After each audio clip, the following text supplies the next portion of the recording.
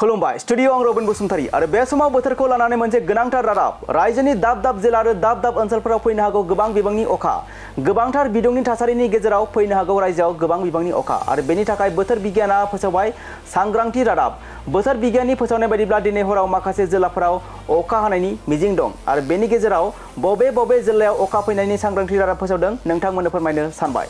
नंगौ रायजोनि दाब दाब जिल्ला आरो दाब दाब ओनसोलफोराव फैनो हागौ गोबां बिबांनि अखा दिनै हराव माखासे जिल्लाफोराव अखा हागोननि रादाब फोसावबाय बोथोर बिगियाना आफार आसामनिफ्राय आफां आसामसिम अखा हानायनि सांग्रांथि रादाब फोसावबाय बोथोर बिगियाना बे समाव गरमजों सैनांनाय रायजोनि लाख लाख सुबुंफोरनि थाखाय बे मोजां रादाब क'क्राझार डिब्रुगड़ आरो शिबसागर जिल्लायाव खोरोमनाय आरो मोफ्लामनायजों लोगोसे फैनो हागौ गोबां बिबांनि अखा धुबुरी गवालपारा आरो बरपेटा जिल्लायावबो अखा फैनायनि सांग्रांथि रादाब फोसावबाय बोथोर बिगियाना आरोबाव नगाव आरो मरिगाव जिल्लाजों लोगोसे डिमा हासाव आरो कार्बि आंलंआवबो फैगोन गोबां बिबांनि अखा गोबांथार बिदुंनि थासारिनि गेजेराव फैनो हागौ रायजोआव गोबां बिबांनि अखा आफार आसामनिफ्राय आफां आसामसिम अखा हानायनि सांग्रांथि रादाब फोसावबाय बोथोर बिगियाना नंगौ रायजोनि दाब दाब जिल्ला आरो दाब दाब ओनसोलफोराव फैनो हागौ गोबां बिबांनि अखा दिनै हराव माखासे जिल्लाफोराव अखा हागोननि रादाब फोसावबाय बोथोर बिगियाना आफार आसामनिफ्राय आफां आसामसिम अखा हानायनि सांग्रांथि रादाब फोसावबाय बोथोर बिगियाना बे समाव गरमजों सैनांनाय रायजोनि लाख लाख सुबुंफोरनि थाखाय बे मोजां रादाब क'क्राझार डिब्रुगड़ आरो शिबसागर जिल्लायाव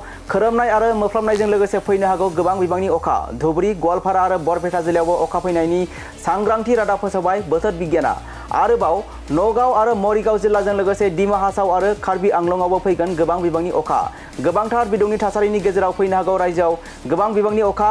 आफार आसामनिफ्राय आफां आसामसिम अखा हानायनि सांग्रांथि रादाब फोसावबाय बोथोर बिगियाना नंगौ रायजोनि दाब दाब जिल्ला आरो दाब दाब ओनसोलफोराव फैनो हागौ गोबां बिबांनि अखा दिनै हराव माखासे जिल्लाफोराव अखा हागोननि रादाब फोसावबाय बोथोर बिगियाना आफार आसामनिफ्राय आफां आसामसिम अखा हानायनि सांग्रांथि रादाब फोसावबाय बोथोर बिगियाना बे समाव गरमजों सैनांनाय रायजोनि लाख लाख सुबुंफोरनि थाखाय बे मोजां रादाब क'क्राझार डिब्रुगड़ आरो शिबसागर जिल्लायाव खोरोमनाय आरो मोफ्लामनायजों लोगोसे फैनो हागौ गोबां बिबांनि अखा धुबुरी गवालपारा आरो बरपेटा जिल्लायावबो अखा फैनायनि सांग्रांथि रादाब फोसावबाय बोथोर बिगियाना आरोबाव नगाव आरो मरिगाव जिल्लाजों लोगोसे डिमा हासाव आरो कार्बि आंलंआवबो फैगोन गोबां बिबांनि अखा गोबांथार बिदुंनि थासारिनि गेजेराव फैनो हागौ रायजोआव गोबां बिबांनि अखा आफार आसामनिफ्राय आफां आसामसिम अखा हानायनि सांग्रांथि रादाब फोसावबाय बोथोर बिगियाना नंगौ गोजौआव मख'बोनाय बेफोर माखासे जिल्लाफोराव फैनो हागौ गोबां बिबांनि अखा बे समाव गरमजों सैनांनाय रायजोनि लाख लाख सुबुंफोरनि थाखाय बे मोजां रादाब दिनै हराव बेफोर मख'नाय जिल्लाफोराव अखा हागोननि रादाब फोसावबाय बोथोर बिगियाना।